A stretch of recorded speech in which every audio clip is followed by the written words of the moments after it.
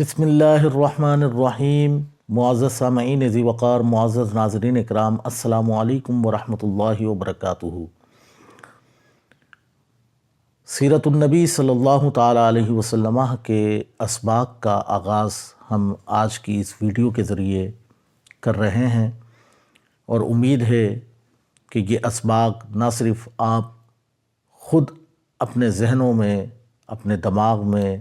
محفوظ رکھیں گے، بلکہ اپنی اولاد کو بھی اور اپنے احباب کو بھی اس کی تعلیم دیں گے۔ ہمارا مقصد سیرت النبی صلی اللہ تعالیٰ علیہ وسلم کا ایک خاکہ آپ کے گوش گزار کرنا ہے، تاکہ حضور اکرم صلی اللہ تعالیٰ علیہ وسلم کی سیرت کے اہم گوشوں سے مسلمان آگاہ ہوں، اور نہ صرف آگاہی حاصل ہو بلکہ آگاہی کے ساتھ ساتھ ہم اس قدر آشنا ہو جائیں کہ ہمیں دیکھ کر لوگ یہ کہیں کہ یہ حضور اکرم صلی اللہ تعالیٰ علیہ وسلم کی امت کا فرد ہے۔ آپ صلی اللہ تعالیٰ علیہ وسلم کا نام محمد ہے صلی اللہ تعالیٰ علیہ وسلم۔ اللہ رب العزت نے تمام بنی آدم کی طرف آپ کو مرسل بنا کر بھیجا، نہ صرف بنی آدم کی طرف بلکہ اپنی جملہ مخلوق کی طرف آپ کو مرسل بنا کر بھیجا۔ اسی لیے آپ صلی اللہ تعالیٰ علیہ وسلم کو رحمت للعالمین بھی کہا جاتا ہے۔ آپ صلی اللہ تعالیٰ علیہ وسلم کا نام محمد ہے، محمد صلی اللہ تعالیٰ علیہ وسلم۔ آپ بیٹے ہیں عبداللہ کے، حضرت عبداللہ بیٹے ہیں عبد المطلب کے، عبد المطلب بیٹے ہیں ہاشم کے، ہاشم بیٹے ہیں عبد مناف کے، عبد مناف بیٹے ہیں قصی کے، قصی بیٹے ہیں کلاب کے، کلاب بیٹے ہیں مرہ کے، مرہ بیٹے ہیں کعب کے، کعب بیٹے ہیں لؤی کے، لؤی بیٹے ہیں غالب کے، غالب بیٹے ہیں فہر کے، فہر بیٹے ہیں مالک کے، اور مالک بیٹے ہیں مالک بیٹے ہیں نظر کے، نظر بیٹے ہیں کنانہ کے، کنانہ بیٹے ہیں خزیمہ کے، خزیمہ بیٹے ہیں مدرکہ کے، مدرکہ بیٹے ہیں الیاس کے، الیاس بیٹے ہیں مدر کے، مدر بیٹے ہیں نزار کے، نزار بیٹے ہیں معد کے، معد بیٹے ہیں عدنان کے، اور عدنان سیدنا اسماعیل علیہ السلام کی اولاد سے ہیں، اور سیدنا اسماعیل علیہ السلام سیدنا ابراہیم علیہ السلام کے بیٹے ہیں۔ حضرت ابراہیم علیہ السلام تک حضور اکرم صلی اللہ تعالیٰ علیہ وسلم کا شجرہ مبارک بیان کیا گیا ہے۔ اس سے اوپر حضرت آدم تک بھی بیان ہوا ہے، لیکن اس میں اختلاف ہے، لیکن عدنان تک خود حضور اکرم صلی اللہ تعالیٰ علیہ وسلم نے اپنے شجرہ مبارک اپنی زبان اقدس سے بیان فرمایا۔ آپ صلی اللہ تعالیٰ علیہ وسلم کے شجرہ مبارک کو سادہ سے انداز میں ہم اس طریقے سے بھی یاد رکھ سکتے ہیں، اگرچہ ہمیں عربی نہ آئے، ہم مضاف مضاف الیہ کو نہ جانتے ہوں، اعراب کی غلطی ہم سے ہو جائے، تو عام انسان جو ہے وہ عام مسلمان عربی سے واقف نہیں ہے، لیکن اس قدر جو ہے وہ سادہ سے انداز میں آپ کے گوش گزار کر لیتا ہوں اپنی ذمہ داری پر، کہ آپ اس کو اس طرح یاد رکھیے کہ محمد بن عبداللہ بن عبد المطلب بن ہاشم بن عبد مناف بن قصی بن کلاب بن مرہ بن کعب بن لؤی بن غالب بن فہر بن مالک بن نظر بن کنانہ بن خزیمہ بن مدرکہ بن الیاس بن مدر بن نزار بن معد بن عدنان وبن اسماعیل علیہ السلام وبن ابراہیم علیہ السلام رضوان اللہ تعالیٰ علیہم اجمعین۔ اس انداز سے آپ اس کو یاد کرنے کی کوشش کیجئے۔ شجرہ مبارک کے فیوز و برکات بہت ہیں، اللہ رب العزت اس کی برکتیں ہر مسلمان کو عطا فرمائے۔ حضور اکرم صلی اللہ علیہ وسلم کی والدہ ماجدہ کا نام سیدہ آمنہ ہے۔ سیدہ آمنہ بیٹی ہیں وہب کی، وہب بیٹے ہیں عبد مناف کے، عبد مناف بیٹے ہیں زہرہ کے، اور پھر یہ مرہ پر جا کر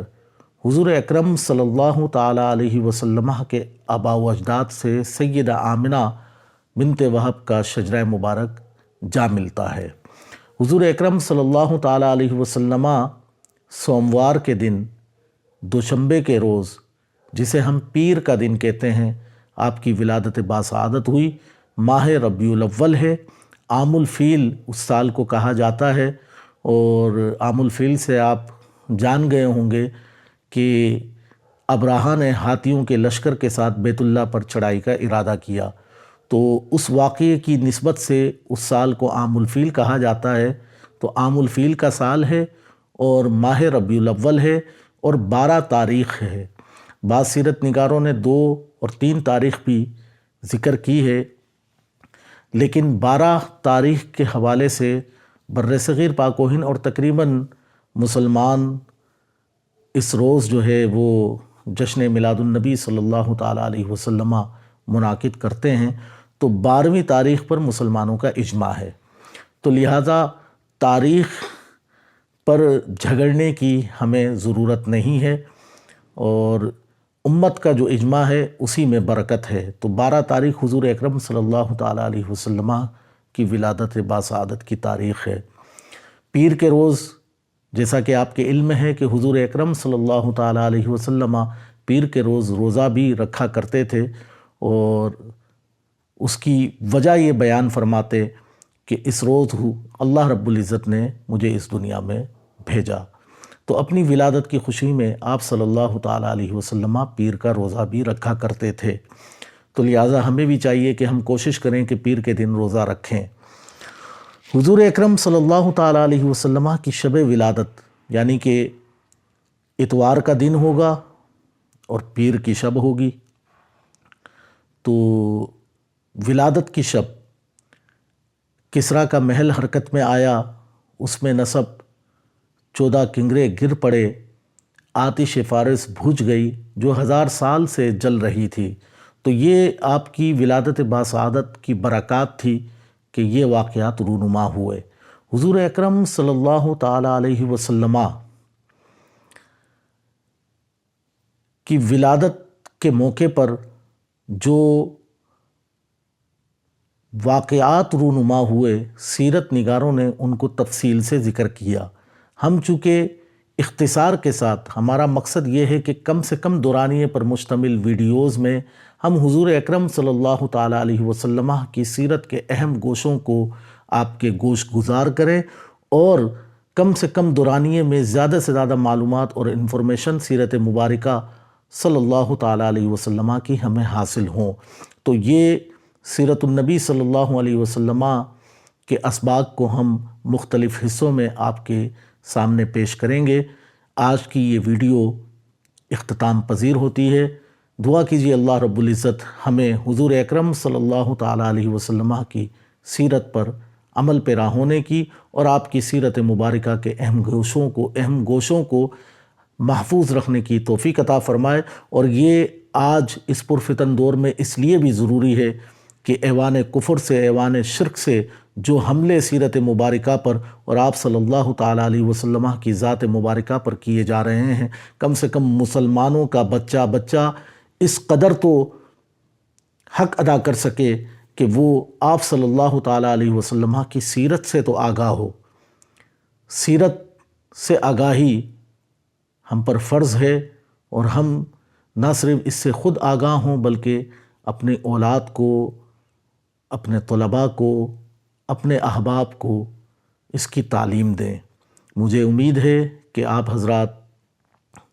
اس میں دلچسپی لیتے ہوئے سیرت کے ان اسباق میں شامل ہوں گے، اور یہ اسباق جو ہے یہ کتب سیر کی معتبر اور احادیث مبارکہ جو احادیث صحیحہ ہیں ان سے یہ معتبر کتب سیرت اور معتبر احادیث سے ماخوذ یہ سیرت آپ کے سامنے پیش کی جائے گی، اور یہ ایک خاکہ ہوگا کہ کم از کم یہ خاکہ ہمارے ذہنوں میں محفوظ ہو۔ ہم بڑی بڑی کتب سیرت کا اگر مطالعہ نہ بھی کر سکیں، حالانکہ ہمیں مطالعہ کرنا چاہیے، وہ ضروری ہے، لیکن کم از کم جو ہے ایک خاکہ سیرت کا اختصار کے ساتھ ہمارے ذہنوں میں محفوظ ہو۔ اللہ رب العزت ہمیں اس کا اجر عطا فرمائے۔ وما علینا الا البلاغ المبین۔